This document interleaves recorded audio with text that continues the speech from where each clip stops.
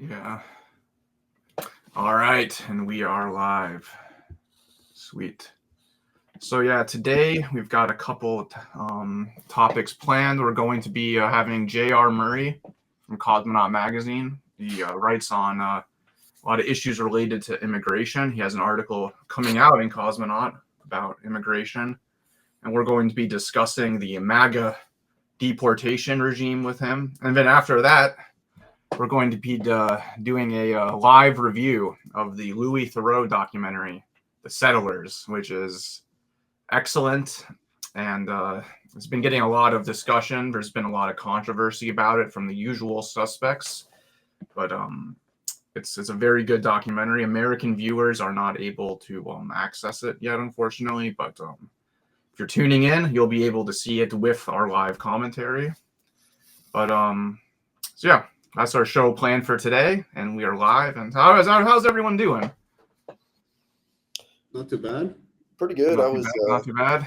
Yeah, pretty good. Yeah. Trying to stay sane in a universe gone completely insane. If it weren't for physics, I'd be completely crazy. It's the only thing that allows me to just escape from the horror of the everyday. Yeah. For me, it's music and what? And dissociation. It's just kind of disassociating. Yeah. So are you? I'm going to share this in the Cosmonaut Discord. Oh, okay. Wait, what? Oh yeah. We can get the peeps on. All right. So to start off, I thought we could return to a recurring character that we've poked fun at before. We didn't plan to do a segment on the MAGA tariffs, but I saw this clip of Batya Ungar Sargon, I think that's how you say her name, on the Barry Weiss show. And I don't know. I thought it was funny, so let's put it up. And it's the way it's the kind of the typical MAGA trying to kind of just throw together. I would just really want to push back on that and have you address it. Hold on. So trying to get this full screen. Oh my God! There we go. I hate Barry Weiss so much. Like, she's just such a ghoul. But it's funny because she's like, we'll see. There's millions of people like this in America, small business owners who rely on, like it or hate it, the globalized economy, who all of a sudden saw their prices rising by sometimes 50% since Liberation Day. So it is hurting ordinary Americans. I love how ordinary, she mentioned small business owners, not like ordinary workers, as like the people who are going to suffer, first of all. Like, yeah, man. That's ordinary Americans, a small business owner. And I would just really want to push back on that and have you address it. Okay, it's great. It's a very important question. First of all, people keep saying the working class is going to bear the brunt of the price hikes, that the tariffs are inflationary. That's not what inflation is, okay? It's not inflation when an iPhone, which is a luxury good, starts to cost more for the elites who can afford to have a new iPhone every year. That's not the same as when gas and groceries become unaffordable. When we think about working class Americans bearing the brunt of something, you have to ask yourself, what are these people consuming that they have to consume that are not a luxury item? And that stuff is actually getting cheaper. Gas is getting cheaper and food is getting cheaper. So like the idea that all price hikes are the same as the inflation that we just got through with Biden is just total nonsense. And I have heard, Barry, from so many working class people, thousands of people write to me and say, I know things are going to get a little bit more expensive, but you know what? They have to, because this is unsustainable. We've sold out our future to China and something has to happen. And I am willing to pay more for that. If you have created a business that relied on a business model that down the road meant that your neighbors can never afford a home because they don't have a college degree, that is not sustainable. And I feel very sorry for people who did build those businesses. But you know what? Like, I know. we are more than consumers as Americans. We are citizens of a nation. We are citizens of an electorate, and we owe something to the common good. And that is what we are seeing right now, is the market reorienting itself around the idea of what does American prosperity, not my prosperity, but American prosperity look like. And I think it is very hard for an elite that has gotten used to getting rich off the backs of the working class to fundamentally understand that. So Yeah, I mean, there's just so much that's. hold on. Doug Yeah. Henwood actually responded to this. Yeah, I mean, I'm curious to see what he has to say because He actually went after her claim that That things are getting cheaper. yeah, that things are They're getting not. cheaper. I mean, yeah, I Definitely mean, not. so Hold on, let me bring that. For some reason, I lost the link, but I can bring it back up. But yeah, he responded directly to her with some statistics. So that was because she says that it's only going to be like luxury goods like iPhones that get more expensive. that's total Wow. nonsense. Well, I mean, there's, Here's what there's Doug more Henwood inflation. says. Commodity, try checking. Look, I kind of like Henwood. It's like try checking your facts before sounding off. I like Maybe- Henwood too. Yeah, he's. Yeah, I like him. We should get him on sometime. I'll see Yeah, if that'd be he pretty follows. He follows us, so I bet we could get him on. Probably wouldn't like a lot of what we have. Commodity price effects from 2025 tariffs through April 15th. I mean, well, and Joseph, you're the one who's been following this the closest, but we also haven't seen the full effect of the tariffs. No, Right. on we've seen like the short run front loaded effect of it, which is manifested itself in the drop in GDP in the first quarter. But after this, the next 3-4 months, when when whatever they front loaded in the last 3 months runs out, that's when you're really going to see it. Yeah, Right. I mean, have they even taken effect? I think so. I mean, it's very unclear to me, but some tariffs are being levied for sure. Well, first Okay. off, firms will have some stocks, right? Man. Probably the first, Retailers, at least for the next 3-4 months. I mean, yeah, they'll have some stock, but then also, I mean, in terms of the effect from the fall in GDP, there will be increase in prices to maintain revenue and profits, right? But then we're going to see the actual like price hikes take effect and how that's going to be reflected in the price structure. And then it's going to have all kinds of very unpredictable shocks, right, on prices and on other features of the economy. But yeah, it's not, there's no plan. That's the main thing. that's kind of why I keep saying that, like, give it another 3-4 months and let's check back to see if it's still like in Right. flow to The other ideology. thing is like, it's one thing to make an argument that like, oh, we need to temporarily suffer in order to see things through, but there's literally no plan. Yeah, well, that's I was thinking about this yesterday, and when I saw this clip, and I was thinking, well, this was kind of Stalin's pitch during the 5-year plan. Like, listen, like during the early phases of this, like the workers are gonna and then they did face like a collapse in living standards. They did suffer their living standards, but like they actually, and I'm not the biggest fan of how Stalin handled all this stuff. I'm not, a full-on apologist, but I will say, like, they actually did have like a plan to build tons of factories, and they were actually using their state capacity. They didn't actually follow the plan, and I think it's fair to say after the 5-year plans, Russia was industrialized. Yeah, no, people's living standards went up in a massive way. And they actually did have a real plan to increase people's living standards. Yeah, I mean, that is not the case here. So if they actually did have like a real plan to increase people's living standards, they actually did have like a 5-year plan to build tons of factories and like increase, the prosperity of the country. There's no industrial policy. If they actually did have some kind of plan like that, there would be basically the totality of their policy is let the incentives work, let the spontaneous market forces bloom or whatever, and the market will itself reindustrialize the US, of course, which like goes against not just the fact that there has been outsourcing of labor, but that there's been irreversible changes in technology, automation, which have just permanently eliminated many jobs, right? So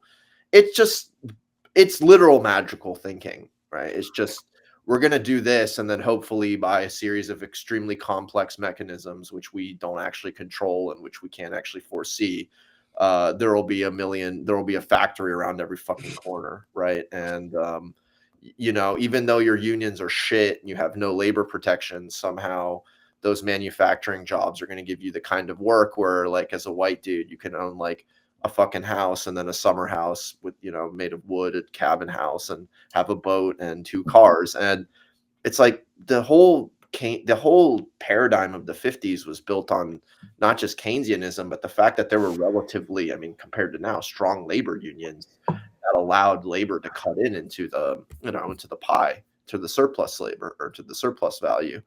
And it's not as if manufacturing in of itself is necessarily more profitable and would give more to the working class than, say, some service job, right? So it's just like this very weird kind of like, I watched American Graffiti, and like that's my image of what ideal society is, and that's what's going to be prosperous, right? Yeah, well, there is an ideological aspect to it of wanting to return to like trad 1950s households. Yeah. But once again, they completely misidentify the causes for why there was that exceptional period in U.S. Right. and just in world capitalism in general. I mean, there's been a lot of really interesting studies on how capitalism's effect on living standards is much more complicated than just a secular rise in living standards. Like in the 18th and 19th century, like many shocks, many crises really hurt people's living standards. And the initial proletarianization, especially in places like England, was like fucking apocalyptic, which is why you had forms of literature like Charles Dickens, right? Like it was like apocalyptic. There's a reason that like people like Frederick Douglass, who literally suffered slavery, called it wage slavery, right? Because it was apocalyptic on the living standards and on the quality of life of what was formerly like the British peasantry, right? Who, like, I don't know if you guys ever read like Tess of the D'Urbervilles by like Thomas Hardy, but like there's this depiction of like peasant life as like idyllic, and like even though you had 3 teeth, lived to like 12 years I old. was assigned that book in my AP literature class in high school, but I did not read it because I was more interested in like reading like Jack Kerouac and like William S. Burroughs and stuff like that. Oh, yeah. I mean, it's because I was like that kind of guy back then. Yeah, well, first off, that's lame, Donald. But secondly, I don't, it would be equally lame to read Test of the D'Urbervilles because I'd rather gargle Drano than have to reread that shit. It was fucking. I mean, I regret not reading that stuff back then though, because I feel it is an interesting reflection on like. Yeah, I feel like I probably like should have been reading the AP Lit stuff and not just like reading like whatever counterculture stuff that I thought was cool, I mean, as I said, it's like it's a useful kind of mirror on how the destruction of the commons, like, really, like, I uprooted the proletariat and destroyed their living standards. Anyways, the point being that the 1950s to whatever the 70s is really exceptional period in the history of Western capitalism, in the sense of like definitely large segments of the working class, a secular rise in living standards. So it's just complete misidentification of the causes of the prosperity of that exceptional period. Right. And like a magical thinking, this hope that like the spontaneous forces of the market will somehow lead to great. Well, that's the thing, is they're kind of like reinventing fascist economics on the fly, is what I find interesting. But not even, because they're so goddamn beholden. Like, well, I mean, in a way, yeah, you're actually like, we always point out that fascist economics always had a very liberal aspect to it. It did, yeah. I mean, it certainly, like, some segments of fascism kind of flirted with like corporatism, and like there's always been a tension in fascism between the more Durgisme kind of state planning, command economy type, and then the more liberal aspect. And of course, like in practice, what won out was, I mean, I've had a debate recently about how, like, in Italy, things after the Depression were a bit different. Like there was more state intervention, but overall, I would say that there was well, I mean, there was no attack on property relations, period. I mean, really, like, fundamentally, right? But yeah, the economically liberal aspect like really won out, right? But anyways, So yeah, fucking these people are just. Well, the way they're talking about making the market kind of spontaneously work for the good of the nation rather than the individual is an interesting kind of It's like they're trying to take the spontaneity of the market, but cleave it away from the kind of individualism of liberalism in the name of like a national collectivism. Yeah, I mean, it's interesting because like their conception of like there hasn't really been like a like with the fascists, they kind of like endowed the nation with this magical mythic quality, right? But I haven't really heard like a strong discourse from this nationalist right on like what is the nation? Like what is its significance? How does it make the individual's life meaningful? It's just, you know what I'm saying? It's not a very strong discourse around that. It's kind of hard There's to some attempt to do that in the right, I will say. There's this guy who's on Twitter, Lomez, who has this. Yeah. It's called Passage Press is the name of his they publish like basically far right literature, and he's been like doing this thing of like trying to define like the American culture and like the kind of like the right's vision of American culture. And he actually has some connections with the MAGA guys. Like they held like a inaugural ball in Washington D.C. for Trump, and they're pretty hard right, and they like publish like Hardy Boys stuff alongside like Ernst Jünger and like other like kind of fascist stuff. So they're kind of trying to like create like the mythic American narrative, I guess. Yeah, I love it. It's like, like the Hardy Boys is like good literature before it's like before the woke mind virus. It's like those are like the dumbest books ever about like two blonde weirdos who are just like like running around like in Scooby-Doo, just like uncovering some like unscrupulous like small business owner poisoning the local hold river. on. No, they publish he publishes Curtis Yarvin, for example. It's like okay, well, then yeah, real heavy hitters. Okay, well, I won't lie. There's the memoirs of General Wrangel. So yeah, white guard stuff. God. I mean, yeah, you guys are going deep cut. Dog, I won't lie. Their aesthetic is kind of nice. Oh yeah, no, I mean they actually have been putting effort into like creating like a good aesthetic. Oh, you're not kidding. They published the Hardy Boys. That's not a joke. Yeah, no, they published the Hardy Boys, Robert E. Howard. Like they're trying to kind of create like an what America. An odd like mishmash of shit. Yeah. So like there is kind of like this effort among some of the MAGA intelligentsia. I hate calling them that. Joseph Conrad, Storm of Steel. So there is like this effort among the MAGA intelligentsia. Wasn't Joseph Conrad like unequivocally like? I mean, the Heart of Darkness is pretty anti-imperialist. It's very anti-imperial. I mean, not as if like all like there was like some conservatives who not only detested imperialism but slavery.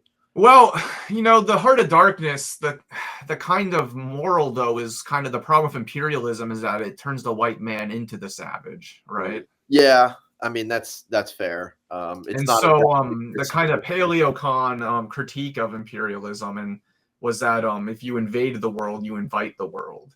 So the reason that like yeah. So the reason imperialism is bad is because it's causing mass immigration and it's so there actually is a kind of right-wing like anti-imperialist nativism trend that that's fair. Yeah, it's not as if it's like a principled anti-imperialism. Yeah, like that has existed in American society. I mean, you get it from people like Pat Buchanan, David Duke, and MAGA, does pull on that. MAGA did try to appeal to that legacy. Yeah, well, Trump is clearly a rapacious imperialist. The America First slogan is trying to appeal to the paleocon and isolationist. Which is all going out the window because the drunkest moron ever is like is gonna like implicate America in like a ground war in Yemen.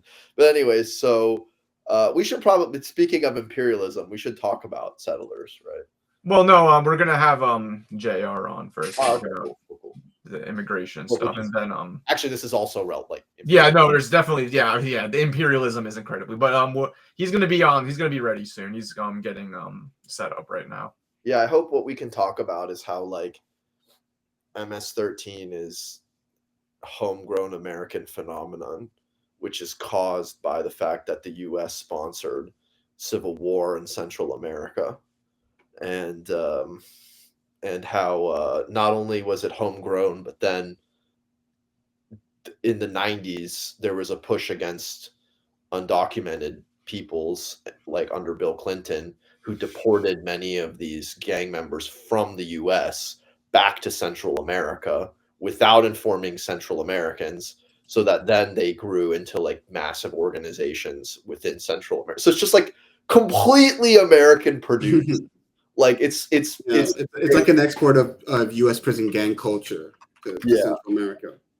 Which, by the way, and which was first produced by America, sponsoring death squads and military dictatorship in El Salvador. I actually didn't know that until I started to look into it. I didn't know that.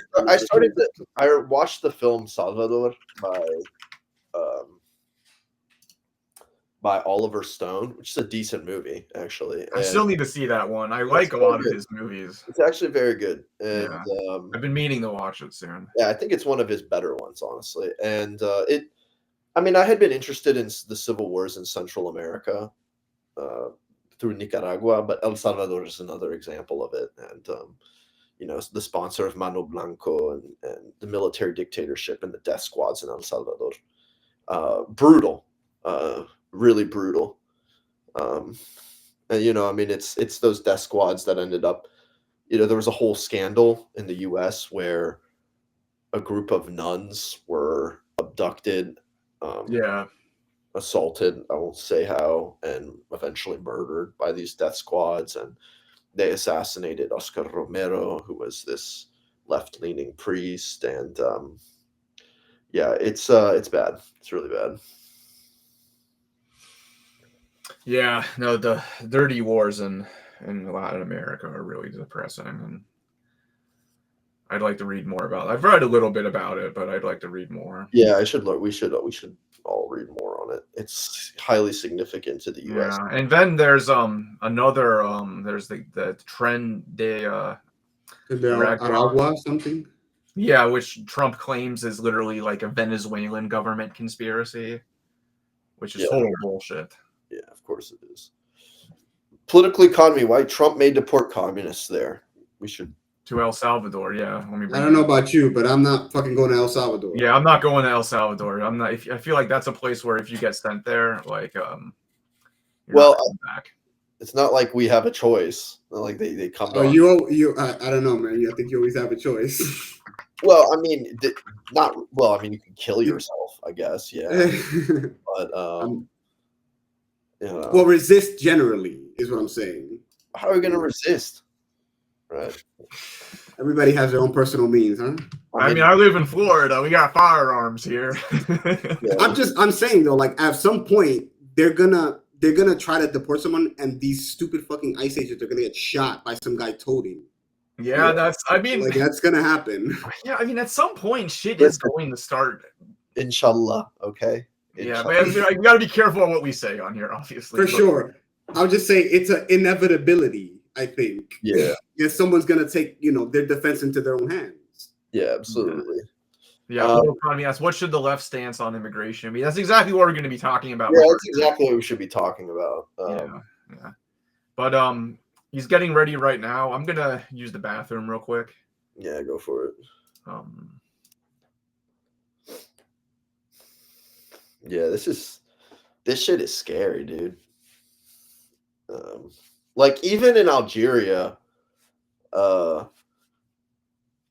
if you're like in political opposition and you say some shit, for the most part, they'll jail you, but you're getting out, and even in like a relatively short period. Like if you spend more than a year, it would be surprising for most people. You'd have to be like really darkly implicated in anti-state activity to get locked up for a substantial period of time. But here it's kind of like people have no idea what you're going to be hit with. You know what I'm saying? No idea what you're going to be hit with, when they're going to hit you. You can be out, walking your dog.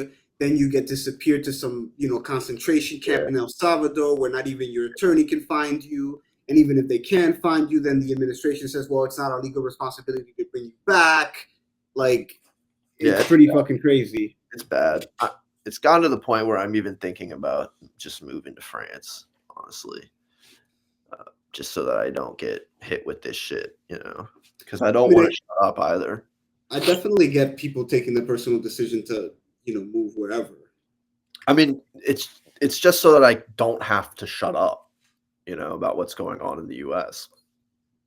But of course, that's maybe the coward's way out. Who knows? At the same time, getting sent to a concentration camp in El Salvador. Yeah, I mean, who's that gonna help? Yeah, exactly. You know what I'm saying? Like, so yeah. Well, I was gonna say, before we bring JR on, there is one thing I saw today that really freaked me out, which was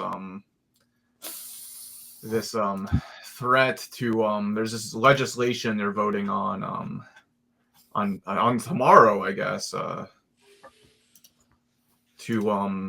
make BDS illegal and to punish U.S. citizens with up to $1 million in fine or 20 years in prison. That's insane. Yeah. You don't even get 20 years in prison for criticizing the United States. Dude, I love it. It's like literally like you can like say fuck the US and people are like, well, okay. They'll go on Fox News and bash you, but no one's like, yo, send him straight to jail for 20 years. Straight to jail. Straight to jail. It's like, Jesus Christ. What? Yeah, here it is. Breaking.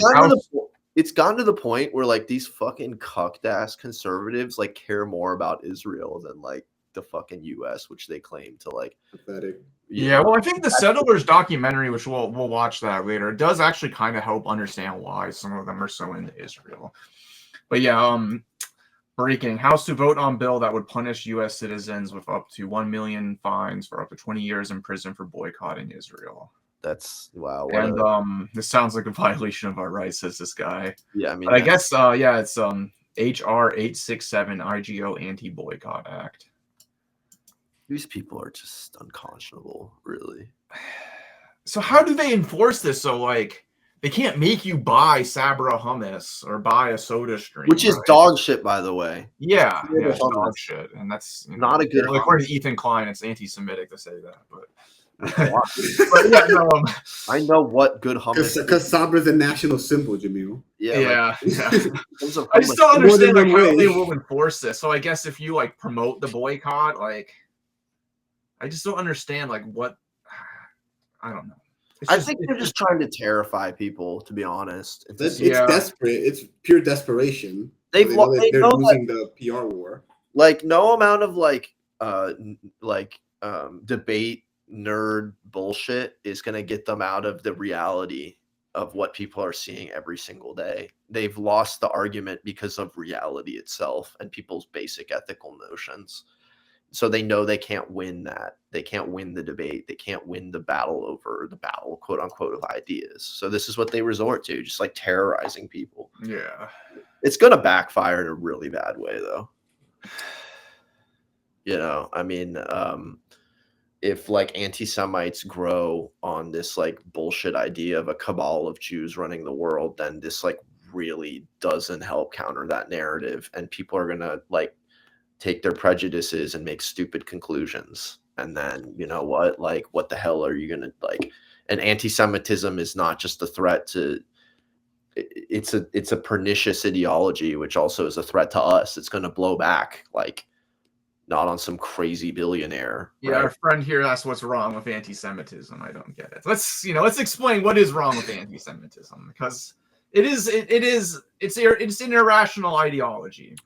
You can point out, yes, Jews are integrated into white America. They're assimilated into white America. That's obviously Jewish people aren't like subject to like racism in the way that like black people and Hispanic people are in America.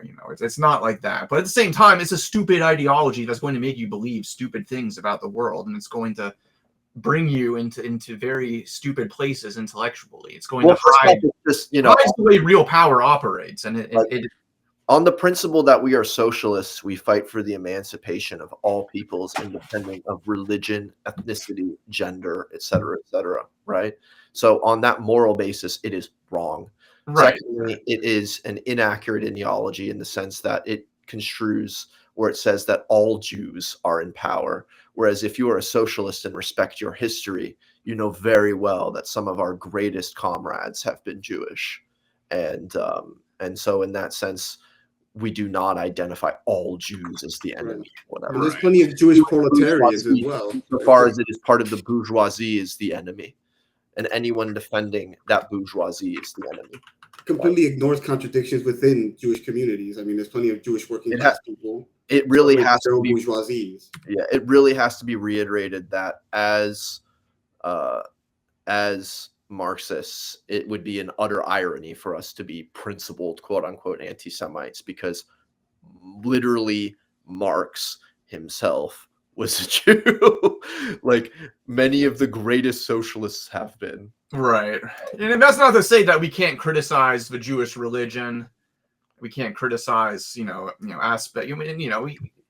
It's not to say that we can't. Of course, but that's the criticism of an ideology, right? Yes, exactly. Not of a people qua people, right? Yeah, exactly. And that's the thing. It's a racialist ideology. You're racializing a social question and turning it into an ethnic war, basically.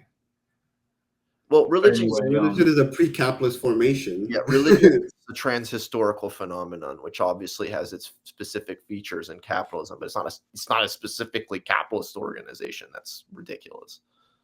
But anyway, that's what are we debating? I don't understand what we're debating. What I said is true. Religion before capitalism. It's an absurdity. So what's there to debate there? I mean,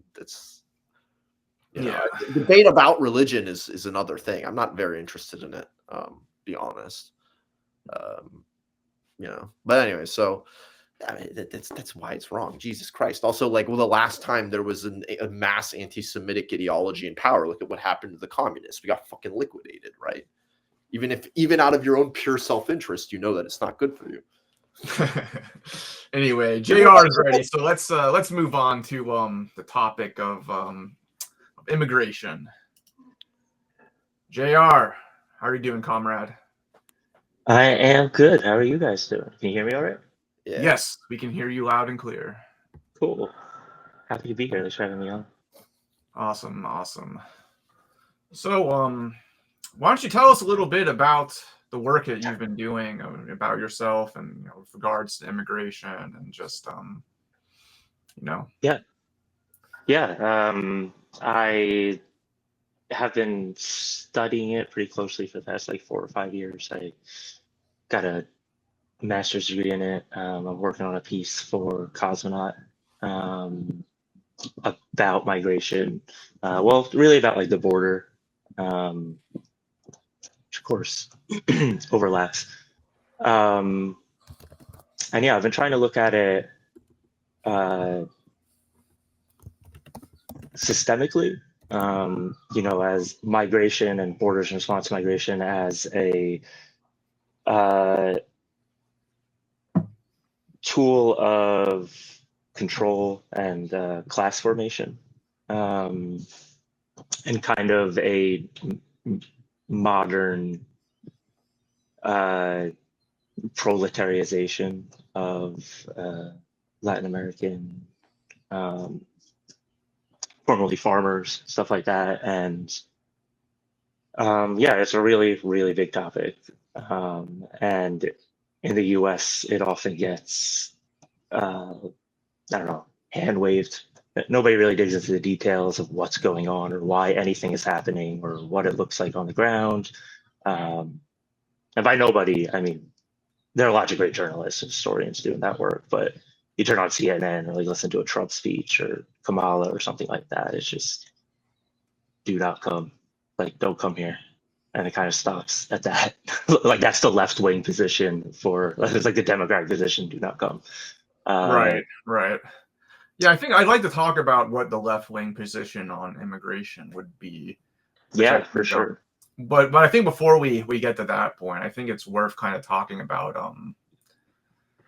the issue of because during the Biden administration, there was this whole narrative that there was a crisis at the border, right?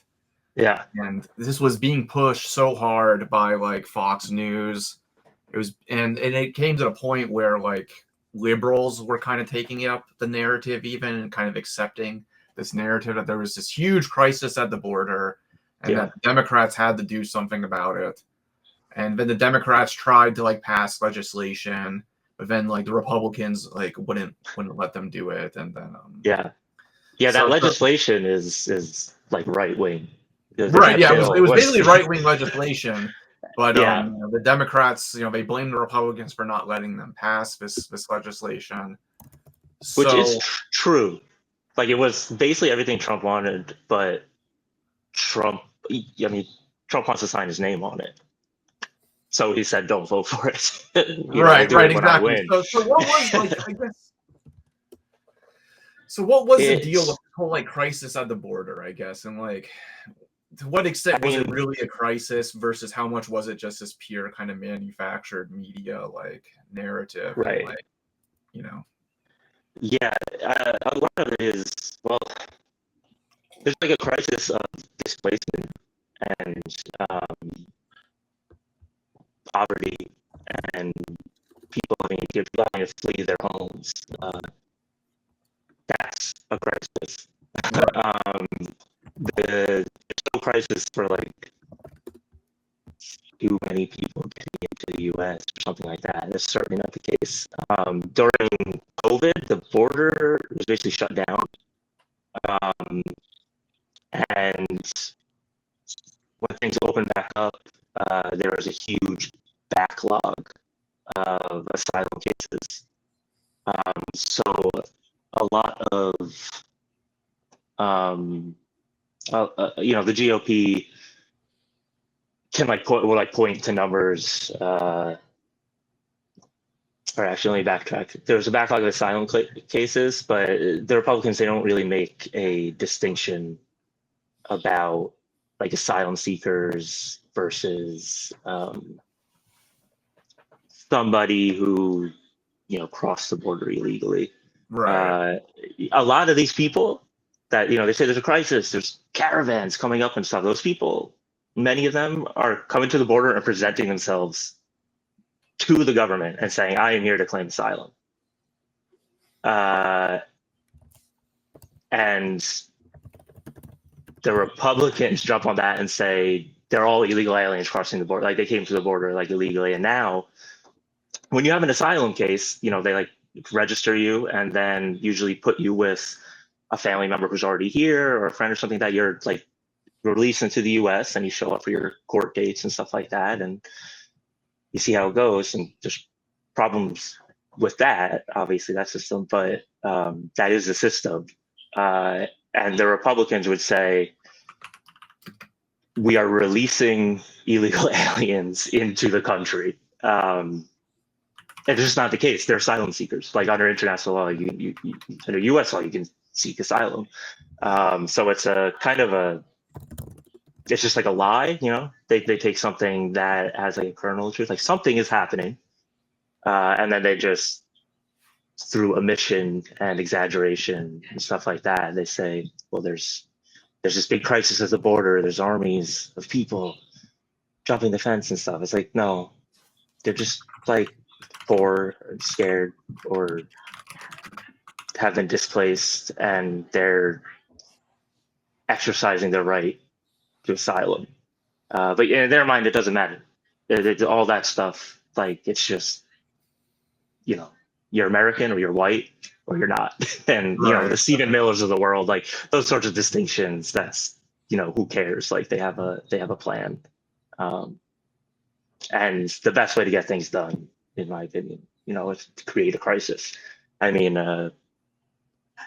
they could have, like Trump, I guess, in certain ways proved, and like Doge and stuff, it's a little maddening because you look at like the Democrats, even Bernie Sanders, like AOC or whatever. And it's like, well, there's nothing we can do for X and Y issue. They have the filibuster, or we don't, we have to wait for the chair of the committee to like put forth the thing. Doge and Trump and stuff, they're just like, oh yeah, we're in a state of emergency. Like we can do whatever we want. Like we're just gonna push through this stuff. Yeah, right. So I guess that's I guess the question I was gonna kind of the next question I kind of wanted to bring was like, because Trump is like bringing back the Alien Enemies Act of Yeah. 1798 to go after I believe it's Deep cut, bro. Bring it in Wait. old school. did you ban that What was guy that? who was being annoying? I mean, beyond annoying. He's being Yeah, I listen. If we're gonna just go off,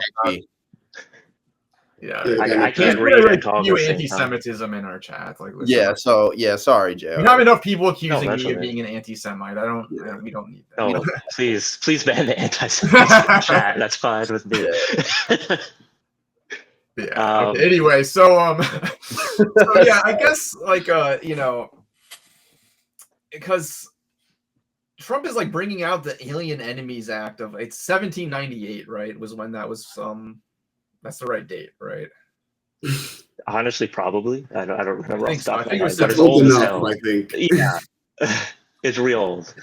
He's Yeah, busting up Hammurabi's fucking code. Yeah. So he's Honestly, really if going someone back to showed the him that. books to like go. He's going after. He's using this to go after trend day. It's a he's doing this in just De like, Agua? yeah.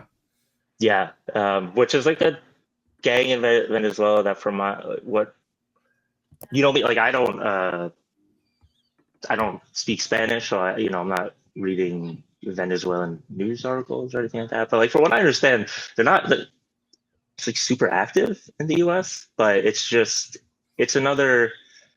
All this is a lesson in if you can like put someone in a category, then you can kind of like do whatever you want.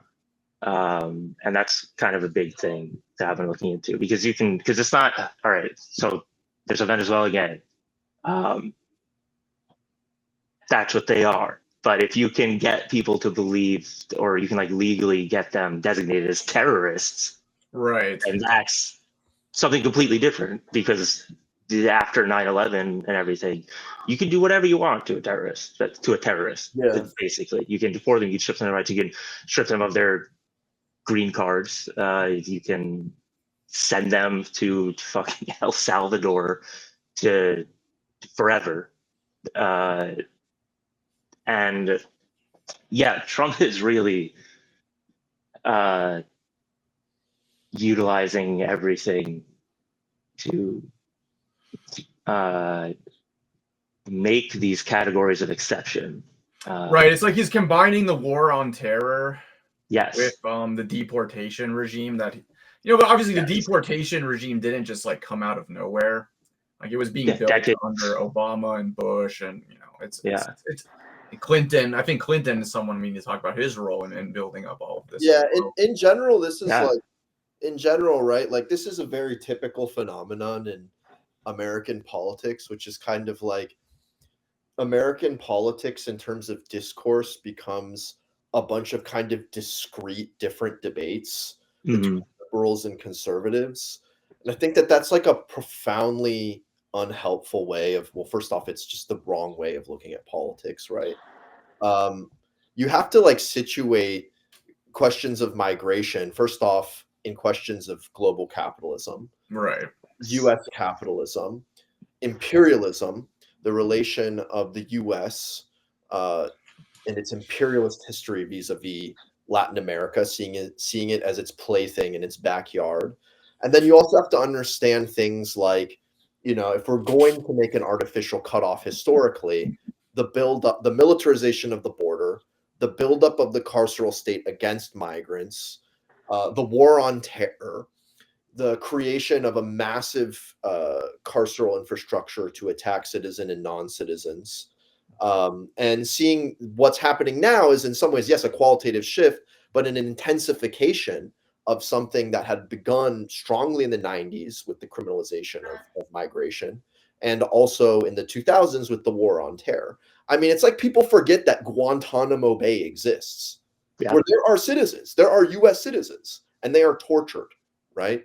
And it's like as if people forget the many violations of Geneva treaties that the US carried out in Afghanistan. Like a very small example is the fact that in Afghanistan, it was found that US troops were using shotguns Shotguns are actually illegal under international law. But what did the U.S. say to try to get around that and using shotguns in Afghanistan? They said, well, we're fighting terrorists, and terrorists don't constitute a nation or a state. So they're not soldiers. They're not soldiers in a way. Enemy right? combatants. Yeah.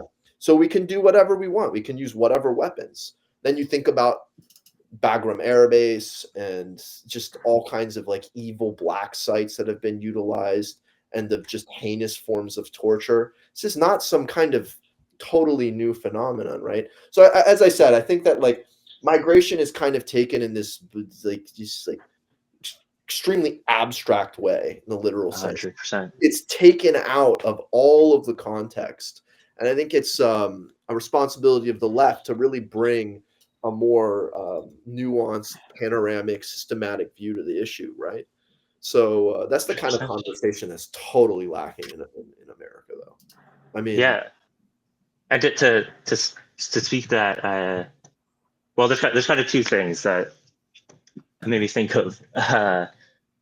You know, in the U.S., maybe it's everywhere, but I don't know. I live in the U.S., so we have this weird amnesia. And like when I was a little kid, I used to watch Captain Planet, and I remember learning about like the rainforest being destroyed and like kind of something about running out of water. And I remember thinking, oh well, you know, someone's gonna take care of that eventually. That sounds pretty serious. And then like no one did. Like I grew up and I'm like, oh, no one's gonna take care of this. We kind of have the same thought process about like Guantanamo, where it's like, oh, you know, 2006, all the liberals are up in arms about it, and or five, I don't remember, you know, mid 2000s, and I feel like if you talk to a young liberal today, like it's like, oh, Obama probably took care of that, right? Like, there's only like 5 guys left in Guantanamo. That's basically close. Like everybody, there's no like history. There's no context to anything. There's just like news cycles. So suddenly all these migrants are showing up it's like at our border. Oh, wow, Yeah. wow, that's so weird. And just nobody has. I'm sure someone will do something about it, and time like, goes on. And what kind of world do these right-wing people live in? It's like people woke up one day and said, I'm just going to go to America, dude, just to annoy these people and do crime. Yeah. That's why I'm coming, just to go and do crime in another country. And it's like, you know, so first off, Perry, I want to respond. I think people have all kinds of different analyses of the political economy of imperialism. But there's an even simpler way of sometimes seeing the problem with what the right wing is saying. So, for instance, the right wing loves this boogeyman MS-13, right? And there has been no counter narrative. Why does MS-13 exist?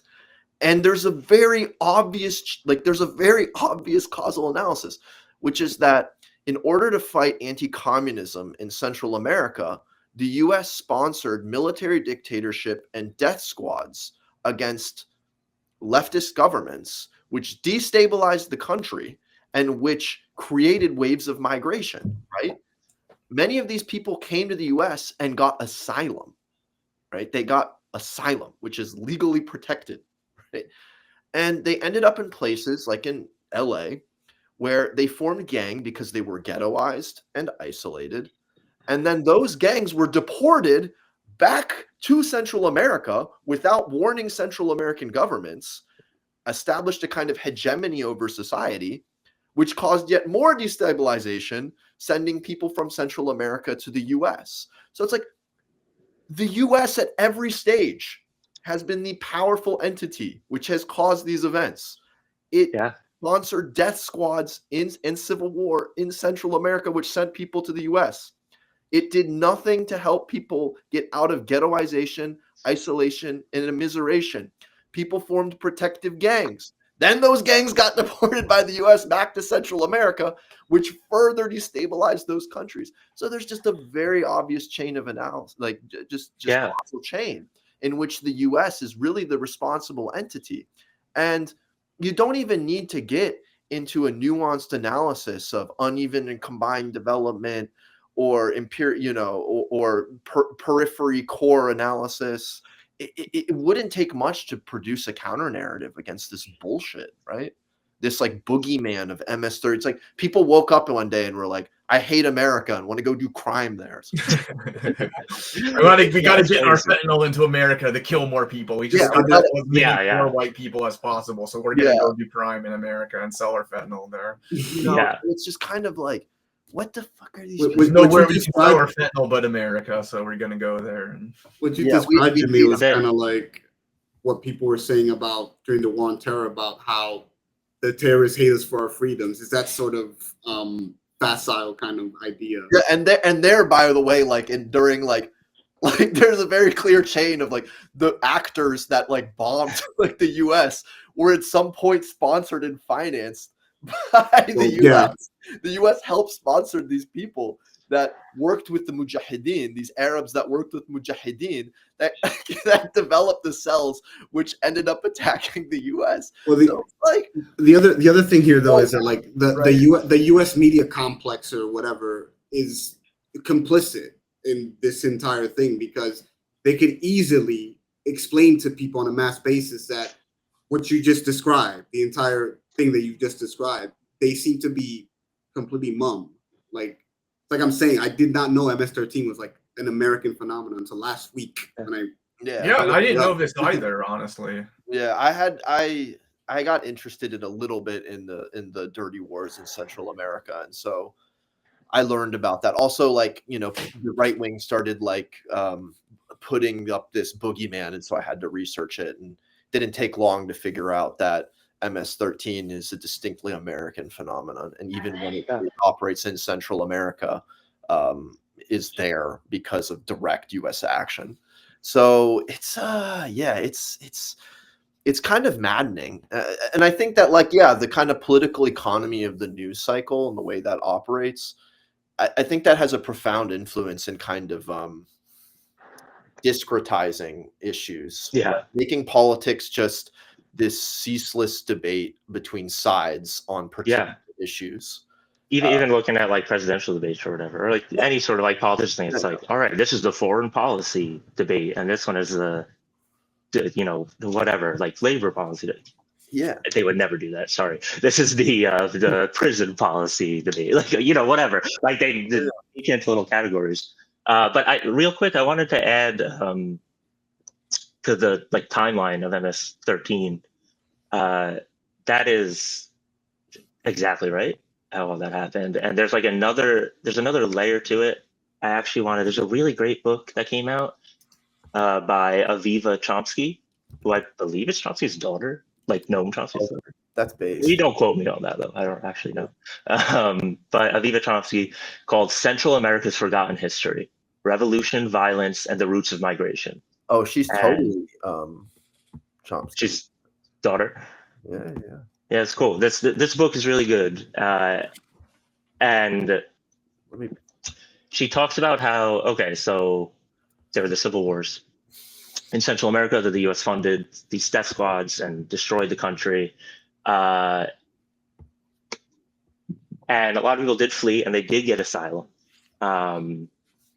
because they were fleeing communism or whatever. There was like politically useful to bring some of them in.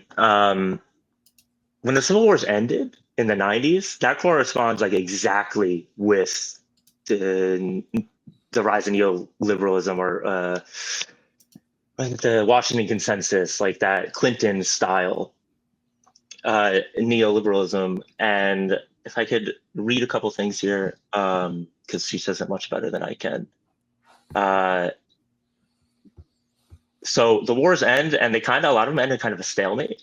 Like El Salvador, for instance, they have like like their two parties are kind of like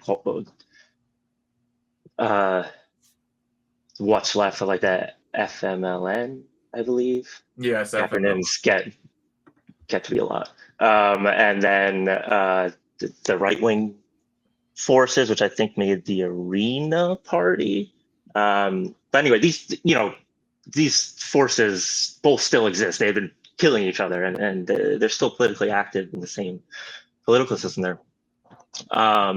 And the region is destroyed by the war, and they need investment to rebuild. But to rebuild, since they're entering this like 90s neoliberal era,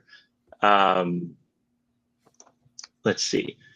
She says here, new investment was to be the key to economic development. In order to attract this investment, Central American governments had to keep their wages and taxes low. The favorable investment climate they were supposed to create undermined environmental and other kinds of regulation of foreign companies. International loans were made conditional on these kind of policy reforms. Popular organizations and protests against the economic model were frequently met with violence. So a lot of people from Central America fled in the 90s, but they didn't get asylum. They were fleeing these conditions of their country being destroyed, and then to rebuild, they had to lose all their labor protections, lower their wages, gut the welfare state, and that's being done on behalf of American companies. So they can come in and they basically kickstarted the maquiladora industry. My pronunciation is horrible in Spanish. I'm sorry, everyone. Yeah. But she says some new sectors officially flourished under the neoliberal regime: maquiladoras, non-traditional agricultural exports, tourism, mining, and mega projects. These were complemented by growing participation in the international drug trade, remittances, and growth in the banking and financial sector. These legal, illegal, and semi-legal forms of economic development responded to and contributed to deep structural problems in Central American society. Together, they fostered inequality, corruption, violence, and the flood of out-migration that followed the end of the wars. So these people migrate in the 90s, they come to the US, which has, doing its own neoliberal stuff, building its own prison industrial complex and keeping people in ghettos and stuff. They flee there, have to join gangs to survive and stuff, get deported back to this situation where the communities have been destroyed. There's no jobs. The jobs that are around are in these brutal factories. And the left-wing parties have been depleted. Not only did they fight the Civil War to a draw, but then the Soviet Union collapsed, and everything collapsed around them. But just like you saw in every communist or socialist party throughout the world after the collapse of the USSR, and that's not really a recipe for people to live good, stable lives. So migration continues to increase, and then also at the same exact time, Clinton is putting together these Operation. They all have these ridiculous, just like the Israeli Gaza names. They have these ridiculous military names, where they started for the first time putting up these fences and guard towers and stuff at very popular, safe crossing points. They put them at the safest crossing points to push people, to deter them, because, if we put it at the easiest place to cross, no one's going to walk through the desert to get here. But people do, because they're fleeing for their lives. And it increases death a lot. A lot of people have died at that border. That we don't even know about. You can't even count all of them. So all of that is happening at once between I don't know, 1989 to 1997. All of that happens, and then the war of terror comes a few years after that. So it really creates the conditions for today. If you look back on it now and read history, it's just so ripe for someone like Trump to come in and take all of this that has happened and just be like, all right, it's all terrorism. Let's just be real. Honestly, he's being real. These laws on the books that were for, that we used to surveil Muslims and put people in Guantanamo and rendition and stuff. Let's just use it for anybody we don't want here. It's like we were talking the other week. We were saying how even stupidity makes history, in the sense that the whims of one idiot can change the fate of billions. But we were saying like the structural element comes down to like explaining how all of this machinery was put in place. Yeah, what gave him the opportunity to then step in and use all of this, right? Use this machinery, this technology that's been developed, and it Yeah. comes from this history, right? And no one seems to question this. No one pushes back on Trump in this way, right? Yeah, and partly because it's completely bipartisan. Yeah. Oh, absolutely. They both build it, constantly building each successive administration, even though it was like Democrat, Republican. Yeah. All leading right to giving the keys to Trump. Yeah, and from what I understand, Bill Clinton pushed a few bills through in the 90s, and you were speaking about it, that ramped up, you can call it the war on migrants, is I think a good kind of catchphrase for it. And and then in the 2000s with the war on terror, it's not a coincidence that Bush also puts in place ICE, right? Yeah. And I think people forget that. It's honestly not that old of an organization. It's not that old, right? And then Obama comes in and continues the war on migrants and the war on terror. And all of that technology that's been built up over 30 years or 40 years. Wait, is it the 90s? Okay, it's 30 years. I'm not that old yet. But gets put in place for Trump to then step in and say, I'm going to use these weapons against not just migrants, but also just my enemies, right? Yeah. Anyone. The wars they were. Sorry. No, yeah, but so it's as you said, there's a reason beyond just the political economy of the news cycle. There's also a reason that the quote unquote official opposition doesn't remind Trump of this history, is because they participated in building up these weapons that are now being turned in part, well, not really against the official opposition, but against migrants, against political enemies, against anyone that Trump doesn't like. And if you think about it from the mentality of like this shift in the 90s and in economics and everything, and the types of wars the U.S. was fighting, as you know, counterinsurgency, things like that. There's actually this is from a very short paragraph from Daniel Denver's All American Nativism, which is a pretty good history. In 1994, the Border Patrol created its first national strategy, developed with help from the Defense Department's Center for Low Intensity Conflict. It explicitly cited the city of El Paso's Hold the Line as the future border enforcement. And Hold the Line was one of the ridiculous military names that I was trying to remember earlier. Oh, okay, yeah. So it comes like they were advised by the guys doing counterinsurgency on how to protect the border. It really is, they're not discrete issues. Yeah. And that's not, we're not even, so I think one of the things about this whole issue is even contextualizing is very difficult, because it brings together, so to speak, so many elements, right? I mean, at the highest level, it's the history of capitalism and imperialism, but then it kind of covers many others. The war on migrants, the war on terror. We haven't even talked about the war on drugs, right? Which is to say that a lot of these foreign gangs, where do they get their financing from? Which is the sale of drugs. And who the fuck is buying those drugs? It's America. Right. And let's just say that the U.S. carceral state is losing the war on drugs, because you can't win against drugs. Unless it's not your goal, of course. Yeah, of course, it's not your goal. So I mean, there's the whole history of the CIA's involvement in like crack cocaine, for example. Yeah, and I mean, and that brings to fund those wars in Central America. Yeah, you can really get it. It just goes on forever. Like, yeah, exactly. I've been meaning to like read all of the literature on the war on drugs and real, because it really is like a whole rabbit hole to go in on there. And that's another very important quote unquote topic here, because Trump is like, we need to block the border because fentanyl and our boys or whatever, and it's kind of like, well, why is there a drug addiction epidemic, right? Mm. I mean, well, first off, that's because of capitalist alienation and just the immiseration of the American working class, which makes fertile ground for drug addiction and compensatory or escapist ways of dealing with your reality.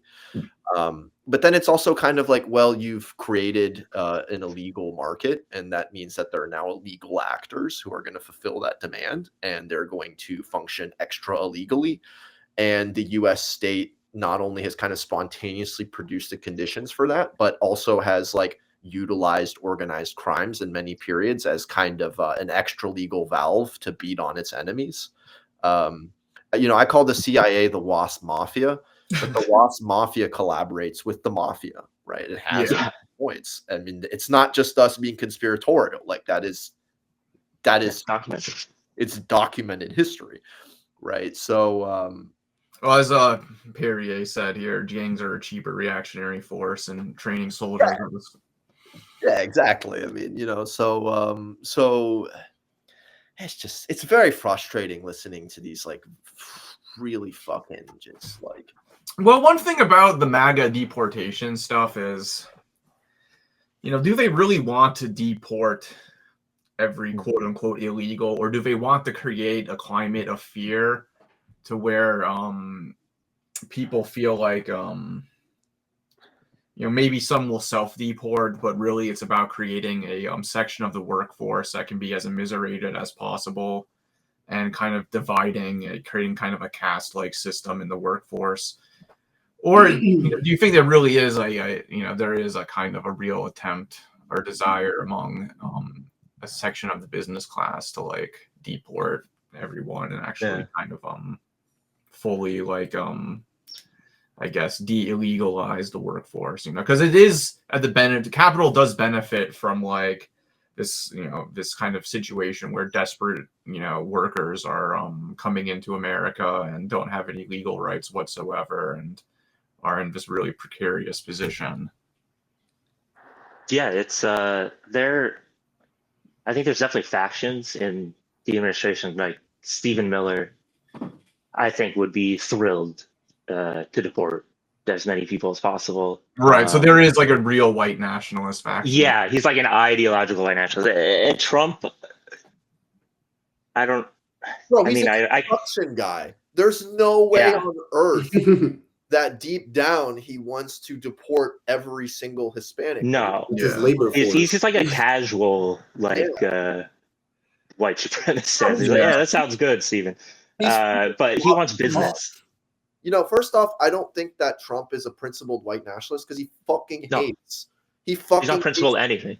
No. Yeah, exactly. He fucking hates these, like, he sees them as despicable mountain people and hillbillies and desert trash. He doesn't fucking hates these people. The other thing I want to say though is that doesn't the current U.S. capitalist class benefit more from the current arrangement than they would from mass deportation? Like, my understanding is that there's already sections of them experiencing difficulty, like for example in agriculture, because everyone's afraid to work. So it would seem to me that the impetus appears to be more or less purely ideological, because I don't see how any section of the capitalist class really benefits from it. It might be supported ideologically, but I don't see how it's a thing that's making them more money.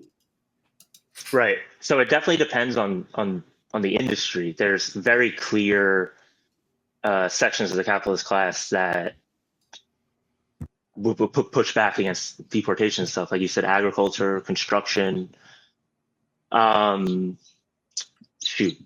meatpacking.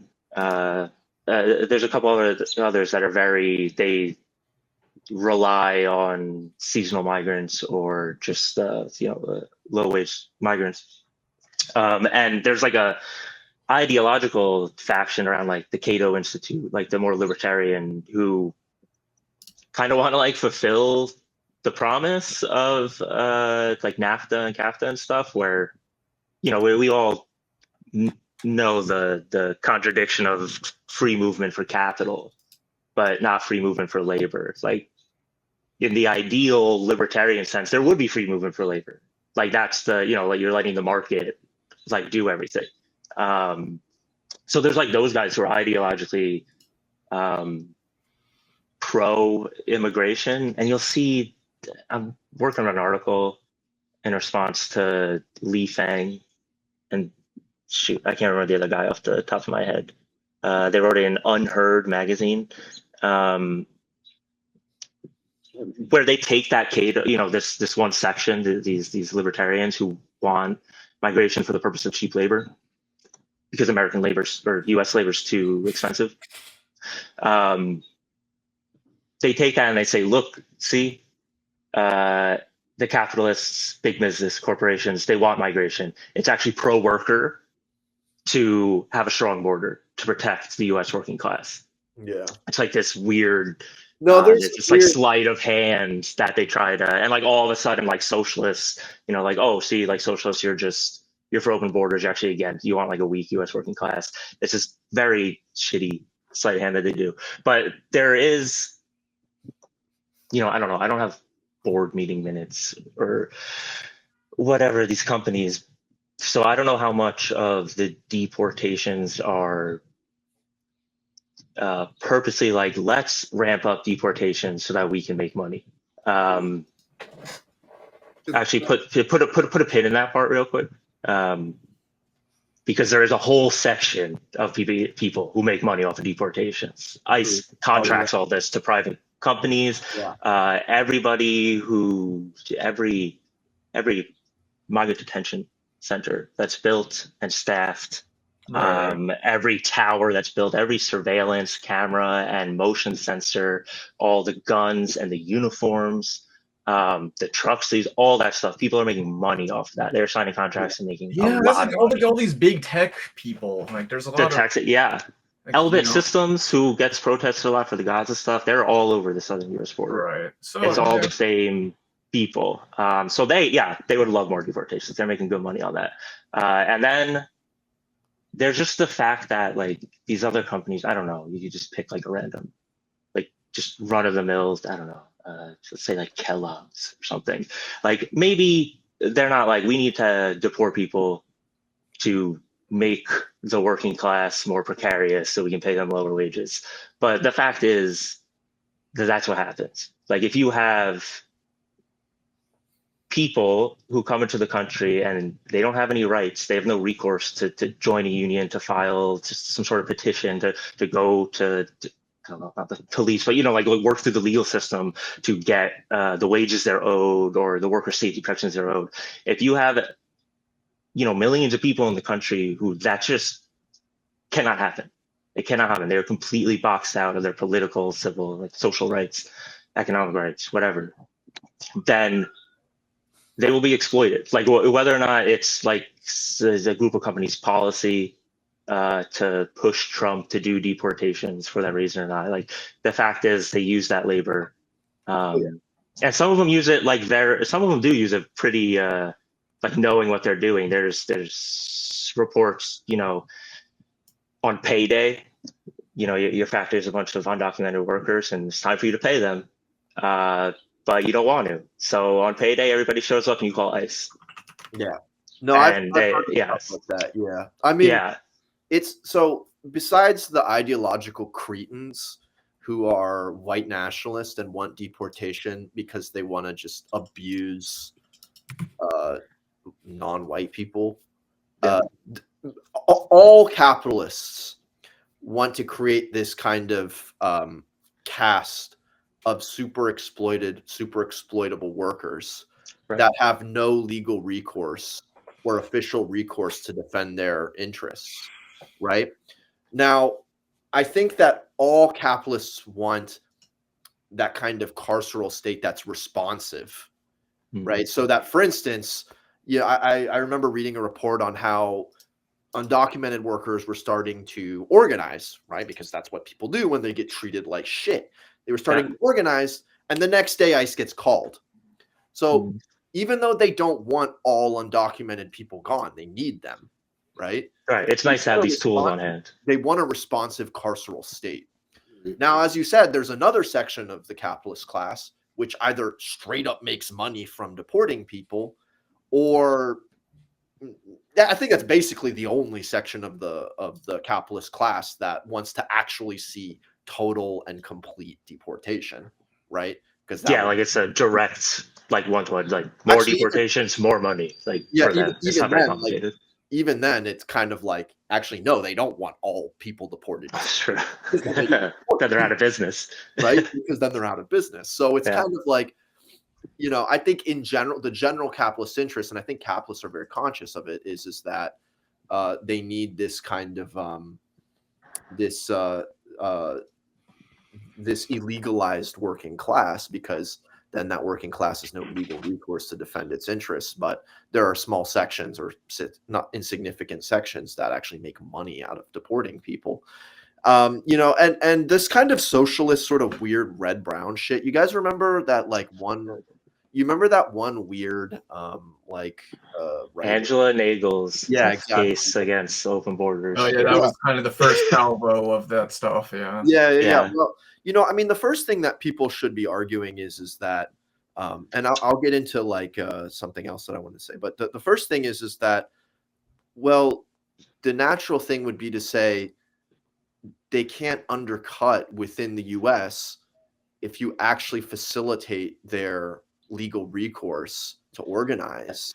Yeah, that's the easiest To answer. fight for their interests. As a matter of fact, Yeah. they would be Legalize them and unionize them. Yeah, Boom. exactly. Give them full rights. Yeah. you actually increase the ranks of the organized proletariat. Exactly. So And you bring in new ideas and like more militant people too and stuff. And like, quite it's, frankly, Latin American left tradition is stronger. Yeah. It's they lack us. Yeah. So like, please come help. Now, the second thing I will say is, we can also fall into this sort of like liberal adulation of migration for its own sake. Migration is an economic fact, and it has always been, right? Migration under capitalism today is writ large the effect of imperialism. It's not a good thing that people's lives are destroyed, that they have no opportunity to improve their spiritual and material conditions, and that they're forced to come to the US. It's not a good thing. That's actually not a good thing. So, of course, it's not migrants will do what is logical and what is good for them and their family. And they should be embraced as fellow workers under the internationalist creed and for the self-interest of the working class of the US itself. But we also have to start thinking about, how are we going to challenge this deeply unequal world so that people are not forced. It's one thing if you want to go live somewhere else because you want to go live somewhere else, right? You want to try something new, who knows, right? But it's another thing when you're forced to, and there's very sad consequences. A lot of these people leave their families. They don't see them for 10 years. If you love your father, your mother, your brothers, imagine not seeing your mother or your brother or your father for 10, 20 years. Then they pass away while you're in the US. There's no way for you to go see them. I mean, that's depressing. Makes me want to cry. So I will say, like, one, organize undocumented people. Make it easier for them to become citizens. Let them join the ranks of the proletariat. Let them organize. It will help the proletariat of the US. But secondly, let's not be liberals and just adulate migration for its own sake. We have to start attacking this deeply unequal world system, right? Where people are forced to leave everything they know and might love. So that's one thing that I do think that, like, and I think that there's the kind of chauvinist red-brown sort of take, which is just, like, I don't want these people coming here. They undercut us, which is shit, right? But then there's that kind of like contrarianism, I think, that these kind of red-brown people try to tap into. And I think the way of countering that contrarianism is being like, listen, like, the fact of migration under capitalism today is not a good thing. People are leaving for horrid reasons. They shouldn't have to if they don't want to, right? And I think that's the thing to kind of be clear on, though. Like, right. Well, I think refugees is not a good thing. It means shit is fucked up elsewhere. Yeah. And often because, or in large part, because we created refugees. Like, Well, yeah, I think one of the articles you sent me, JR, the view of the contradictions of global migration, it had a good line that was, people don't have a right to stay in their country. then Yeah. you have to kind of give them a right to come here. Then dude, they should have a right to remain in their homes and communities, which they don't because we keep destroying them. Right, exactly. So You then can't the tell flip them side, don't come here if we can't, give them if our country is creating the conditions that make them, feel the need to leave or have to leave. Yeah. Not even feel the need to leave, but creates the conditions that directly force them to leave. I mean, to not to make things personal, but my family, my mother, she's Algerian and she was raised in Algeria and she lived in Algeria. Her mother's French, so she did visit France but she was Algerian and she wanted to stay in Algeria. And when the Civil War kicked off in the 90s, her father said, listen, you're going to go do your PhD in France and hopefully you'll come back. Right. And, things happened to my family, people died. And she said, fuck this. I can't go back. It's too painful. It's dangerous. And so we came to the US, her and I came to the US, and, to this day, she'll tell you, I mean, even though she now has an American daughter and an American husband, that she never wanted to leave Algeria. It was a necessity. It was for safety. It was for safety, and it was also because it was painful going back and dealing with all of the traumas of what had happened. And she's one of the lucky ones, right? In a way, right? So it's fucked up. No one wants to. 95% of people don't want to lose their homeland. They don't want to lose everything they know. And it's infuriating hearing. It is. It's infuriating. I mean, I have one more quick anecdote that actually speaks to your point exactly. Like I think it, in the Central American context, there's another really good book, kind of hard to read because of like the brutality and like violence in it. It's called A History of Violence by Oscar Martinez. He's a journalist. There's a collection of his essays, like his journalism. And he talks about that there's a group of farmers so it's in Guatemala. The farmers, and they get kicked off their land. Something to remember is there are a lot of agrarian movements in Central America and in Mexico too. And like NAFTA and CAFTA and the free trade deals, like just took away everybody's land. And like straight up, like old school, the England, like primitive accumulation stuff. They just like took their land. Like, so anyway, sorry, that's context. Yeah, exactly. Yeah. So these people are farmers, like that's what they do. And they were basically forced to move into a protected wildlife preserve and start farming there, which I'm all for, protected wildlife preserves and stuff. But the state came down hard on these people, and they put them in the category of narcos. They said they were narcos. So this is he's talking to a local, this reporter, and they kicked out these people from the national forest. And this local activist says they've kicked out the narcos again. The journalist says, I ask him what's so funny. The guy responds, with all that's brewing here, to have the indecency to say that they are ... Well, what can you do? Now all the journalists report something about narcos, and they hardly mention that this was a group of peasants, people who have lost their land, who have been kicked off their land and are now wandering sorry, that's not it at all, who are now wondering where in the fucking world they're going to plant their corn, their beans, their seeds. And when they find a place in the middle of nowhere, they'll be accused of being narcos again. They'll be kicked out and left to beg. The reporter says, but they've invaded protected forest land. I say, playing devil's advocate. The activist responds, we do the same. Didn't I tell you they have nowhere to grow their food? And that's all they know how to do. If you didn't have anything, and you knew that someone would soon take your land away, and some guy told you he'd pay you 1,500, I cannot pronounce the currency in Guatemala, quetzales, which is like $190 to load and unload a small plane, would you do it? I don't have an answer. They have a lot of mouths to feed. Campesinos have a lot of kids. Again, the activists erupts into laughter. I don't know if they. Sorry, he's talking about they won't even talk to the journalists because they don't trust them. Yeah. But yeah, so these people get at most somebody saying, "Hey, I got some packages. Can you unload them? I'll pay you more money than you'll make in a year." Yeah. Of course, you get to do it. You got 6 kids, Yeah. and the government is trying to kick you from your land, so you can't farm. And you're anymore. already And when you fucking narco. Yeah. Yeah, exactly. So I mean, there are obviously real narcos, like that's not like made up, but there's also the way like these states deal with it. It becomes another, terrorist.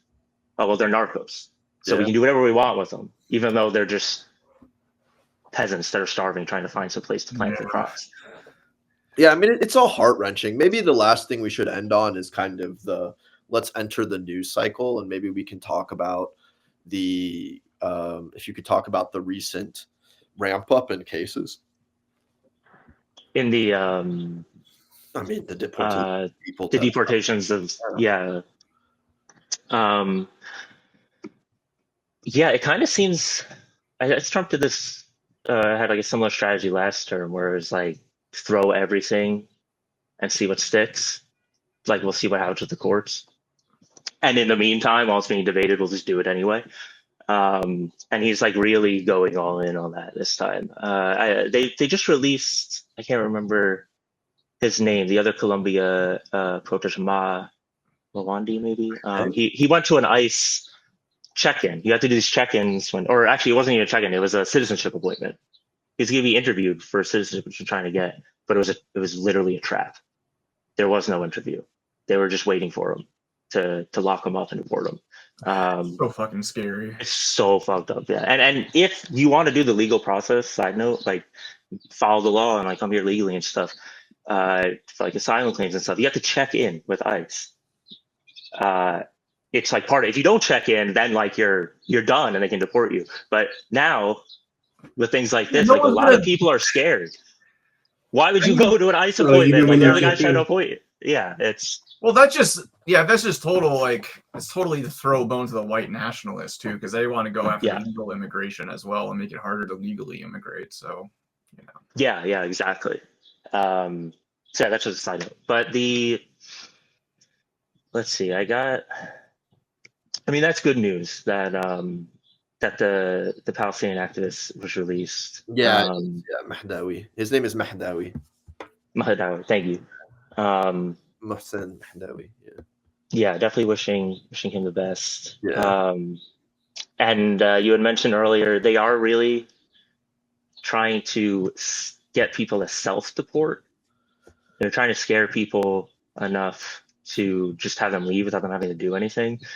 What did he? Homan, does he run DHS? There's so much bureaucracy. No, he's the White House border czar. Tom Homan, the big bald dude. He's a fucking ghoul. Yeah, appointed by Obama, by the way. He said, let's see, this is from the AP. White House border czar Tom Homan on Monday warned undocumented immigrants that they cannot hide and will be prosecuted if they remain in the U.S. illegally. The last effort from the Trump administration to push self-deportation. Get your affairs in order. If you're in the country illegally, work with ICE, go to the CBP One Home app, and leave on your own, Homan said from the White House press briefing room. And they've been sending texts to people, like literally just saying it's time for you to leave the United States. You have 2 weeks. And some of people have gotten these, they're clearly like automated because like citizens have gotten it and just like lawyers who represent undocumented immigrants have also gotten it. I don't know what lists these people are drawing from. It's probably using AI to draw them up. Yeah. They actually haven't, last I checked, actually deported as many people as Biden did. And that's causing some of the MAGA hardliners to get upset with Trump. They're like, "Oh, you haven't even deported as many as Well, I mean, it's also been like fucking 3 months. Right. Yeah, exactly. Yeah, exactly. But I mean, like, what? Like, do they mean like purport? Like, I think it's on pace. Like they're Yeah. on like the same pace. yeah. I don't really know why. Probably because but- everyone's hiding. Even if he hasn't deported as much as Biden has, he's made like more of a police state. Yeah, but it's Yes.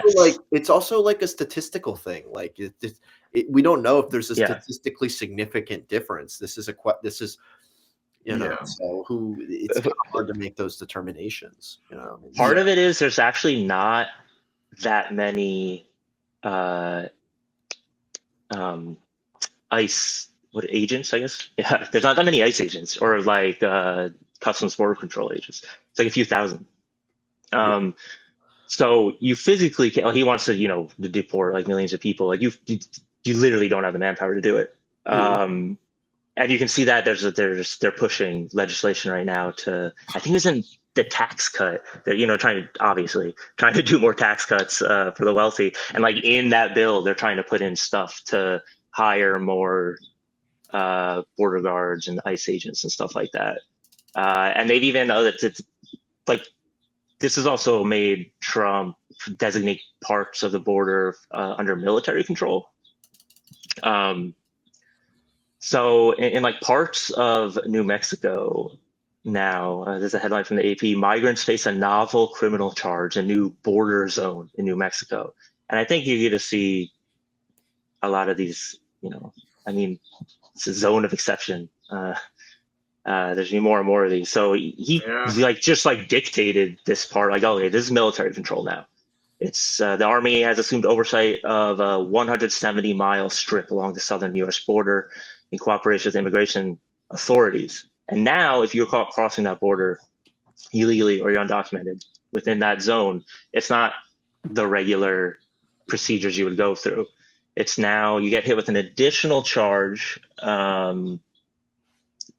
Apply the additional charge for incursions into the recently designated New Mexico National Defense Area, against migrants detained by Customs and Border Protection. So the zone is being treated as an extension of the U.S. Army garrison Fort Huachuca. Again, I'm so sorry for the pronunciations, in Arizona. Where is the charge? This is the language they're using. Any illegal attempting to enter that zone is entering a military base, a federally protected area. Is that what they're saying? Yeah, I mean, I don't think they explicitly said like it means you can shoot people on site, but if you did shoot someone on site, I think this would be a legal defense for it for sure. Right, because you're saying it's a military base, and like I feel like if I like walk into a military base, like I feel like I'm asking them to get shot, right? Like I mean, here it is. So this is the like official. It's a criminal charge of breaching a national defense area. So it does sound like something you could get shot for. Like it's definitely an escalation and a way to get around the laws that say you can't have the Army operating on U.S. soil. So those are kind of these sort of things I think are trying to boost the deportation rate, or like get their numbers up so they look good to the base.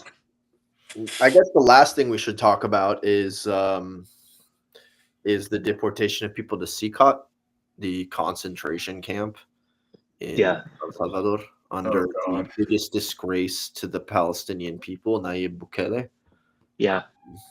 It's really scary.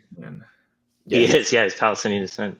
He's a disgrace to all Arabs, honestly. He's got like all his brothers in the government and stuff too. It's very strange. He's a fucker. Yeah, I mean, he actually comes from the FMLN, from what I know. He comes from the left wing party, the left party, and broke with them. He made a third party. He made a third party and broke with them. And I think he was like a relatively successful mayor of like a suburb of. It might be the capital. Yeah, so I'm remembering right. The Mussolini. Yeah, San Salvador. It's like He was like at first the mayor of like a suburb of San Salvador, and then he became the mayor of San Salvador. And from what I know, I don't think he was like a particularly like hard on crime kind of guy, especially in the beginning.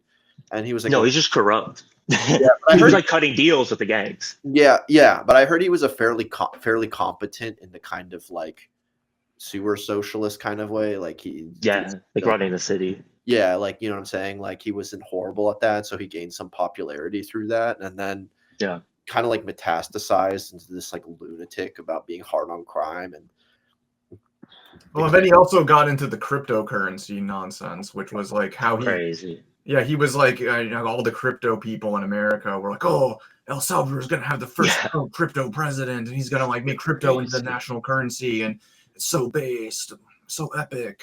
Well, you know, and let's be clear, like Bukele was kind of like the desperate plea of many people of El Salvador to deal with just the spiraling violence. Because it was the violence is real. It's not like a right wing U.S. like myth or something. It's real. Yeah. The causes of it, we went over in the beginning and stuff. The day to day, it's brutal, right? It was really, really, people were living in absolute terror, and so he played on those fears. He said, "Listen, I'm going to get rid of them. I'll declare a state of emergency. I'll create these big ass concentration camp jails." And throw in just anyone suspected of being a gang member, right? And but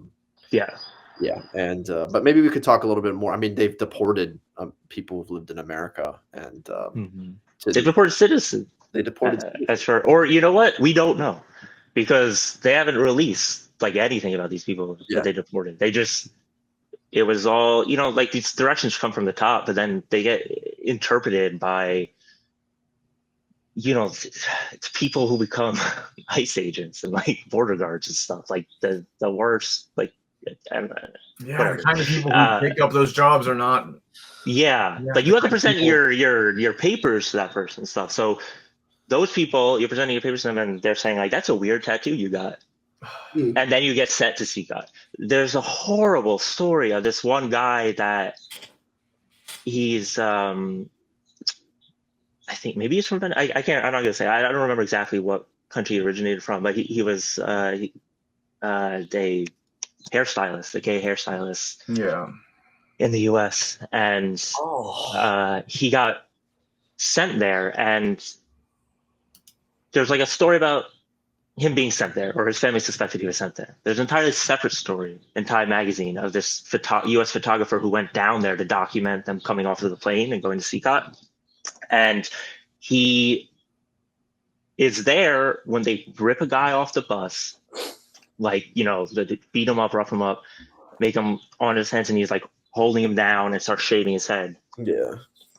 And the guy's crying and he's saying, "I'm not a gang member. I'm gay. I like cut people's hair." And like, there was like a moment people were like, "That's that guy from the other story. That is that man." Yeah. It's just a fucking hairstylist, man. Yeah, man. Like who had like a tattoo that some fucking moron in ICE was like, that kind of looks suspicious. Yeah, like mouth breathing, smooth brain cretin. Like, who gets to rip you from your family and send you to like the worst prison like in the world, basically. Like the dumbest with no due process. The dumbest guy you knew at your high school. Yeah. Fattest shit, or just like roided to the gills, just a Neanderthal, basically. JROTC, gym class hero. Just racist, just deciding who lives or dies. Like it's fucking Greek. Just racist ass fucking Barney Flintstone, just fucking it's just with the bulletproof vest. I mean, Jesus Christ! Like, thank God they don't have me in power, because the kind of retribution I would take, assholes. I would deport them to like what's the CCOT. I mean, yeah, maybe, but no, fucking just the worst place. Just the middle of the Sahara. Just that's what I would. Yeah. Just no water, middle of this. Just dump them there. Well, that's when I like talk to like the chuds, when I talk to MAGA people, I'm like, listen, like maybe you don't care about being racist or whatever, but like the kind of police state that's going to create to do these deportations is going to be used against people like you and me at some point. Bro, Maybe these jackasses- People said it wouldn't be used for this stuff, like 20 Yeah. years ago. But these It takes a decade or so. and But you it comes shouldn't for be everyone. racist, obviously. You're stupid for caring about this, but even if you do, the solution that you want for it is not going to be worth it because it's going to create a police state. Well, they don't think it's going to be them because the entire idea is racialized. Yeah, right. They're going to be on top of the police state. Like they're going to be members of it. Well, that's what they think, but they're not going to be as for the most part they're not going to be as lucky, and it probably is going to be used against Yeah, especially for your there's like the hardcore people who are like itching to join ICE or whatever, and then just like a whatever single mom in Birmingham who voted for Trump to just be like, fuck this place, I'm gonna burn it down. There'll be more consequences for that woman than the guy who joins ICE. So it's just it's just a lot of these MAGA people, they claim to care about freedom and liberty, but without the due process stuff is, I'm not a lawyer, but this stuff where these people we don't know who these people are who got sent because they never got to plead their case. No one ever checked. No, it was literally from oh, you got a weird tattoo, you're going to jail, and now you're getting deported. It's even Joe Rogan is this is a step too far, Yeah. Which goes to show that argument does actually make sense to some of these people. I think we're going to see I don't know. I hope we'll see the limits of this. I think we'll see some of them. I think we'll see some people see the light, but a lot of these people are just deluded and evil. No, I've heard that in polls, whatever those are worth. Trump is the least popular president ever at this point. He pissed away his honeymoon period in a month. Yeah. But who are they asking? If you're asking us a sample size of the general American public, that may be true. But if you're asking MAGA, right, they're still in the tank. The main thing is that it would be particularly shocking to me that a militant minority loved this stuff if that militant minority were well organized, but they're not. They're really not. They're really fundamentally connected by media. There's no organic social connection that these people share. That's why. That's part of why Trump's so big. Those rallies and stuff are a social event. Yeah. But it's not like there's it's not like they have organizations that operate day to day. Right. They don't have MAGA branch meetings that they go to. No, they just have those rallies. It's just a media phenomenon. Just all praise. Yeah, or they're Twitter groups. And their Twitter, they're anon Twitter groups where they just one thing if everyone hated him and those people were well organized, because well organized militant minorities can make history. Some of them do push back. It just nothing ever happens. I think what's his face? Not Ben Shapiro. Nicholas Fuentes, I think, was complaining about opposite of Ben Shapiro. Right, exactly. He was complaining about how they're completely cut by Israel or whatever. But they'll do this, but no, whenever the next agenda drops, drop their opposition and just back whatever the new agenda is. Well, coalition work is complicated. Fuentes is he is weird because he'll completely turn on Trump, but then Trump will do something he likes. He's well, I still can't get totally on board with MAGA, but I do like that he's triggering the libs. Isn't he a fucking isn't he a Gusano or part Gusano? No, he's part Mexican. Oh, okay. But yeah. It's some of this. I thought he was from Florida. What's the question? Oh, I have no idea. He's from Chicago, Nick Fuentes. Oh. He's the one MAGA guy who's willing to criticize Trump for being pro-Israel. Yeah. He hates the Jews so much that he's that's the thing. It's kind of like okay, the worst guy maybe. I'm listening on the first part and he's because of the Jews, and you're it's because he's such a guy. He's a traditionalist cat. He's insane. And he's the guy who just had on the stream. I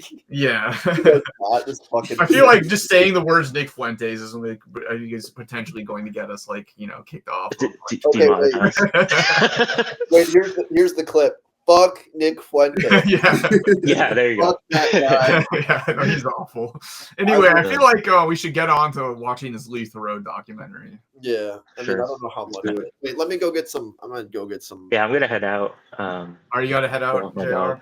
Yeah. Well, thanks for joining us. Yeah, thank you, man. Yeah, I had a really nice time. Thanks for inviting me on, guys.